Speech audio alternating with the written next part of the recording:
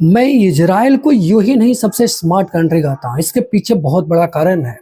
अभी आप देखो अमेरिका और ईरान के बीच में बहुत ज़्यादा ही क्लैश होने वाला है।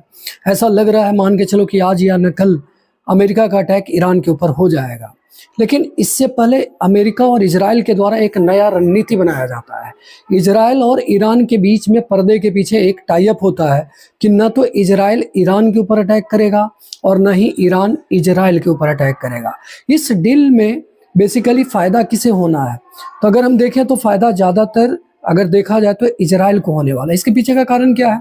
देखो इज़राइल को ये चीज़ तो पता है कि ईरान के ऊपर अगर अटैक होता है तो ईरान अमेरिका को नुकसान बहुत ही नाम मात्र का पहुंचा पाएगा। लेकिन सही मायने में जो नुकसान पहुंचने वाला होगा वो इज़राइल के ऊपर होगा, क्योंकि ईरान की जितनी भी मिसाइलें वो सब के सब इज़राइल को टारगेट कर सकती है।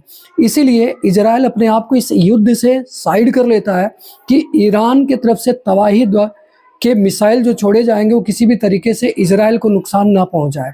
अब रही बात अमेरिका का, तो अमेरिका को ये चीज़ पता है कि अगर वो अपने सैन्य बेसिस को थोड़ा सा दूर कर ले, पीछे कर ले, तो उसको किसी भी तरह का कोई नुकसान ईरान के द्वारा नहीं पहुंचाया जाएगा। इतना तो तय है कि ये जो टाई अप किया गया है इजराइल और ईरान के बीच में, इसमें सही मायने में जो फ़ायदा उठा रहा है वो फ़ायदा आपका इजराइल उठा रहा है।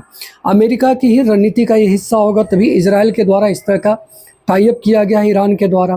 आने वाला समय में देखते हैं कि क्या होता है, लेकिन एक बात तो तय है कि अमेरिका जिस तरह से आए दिन किसी भी कंट्री के ऊपर पाबंदी लगा दे, टैरिफ लगा दे, बैन लगा दे या फिर अटैक कर दे, ये कहीं ना कहीं लोकतंत्र नहीं, ये आपका जानवर तंत्र का याद दिलाता है। जिस तरह से जंगल में जो ताकतवर है वही रूल करता है, कुछ ऐसा ही आज इस मानव सभ्यता के इतिहास में हम लोग को नजर आ रहा है।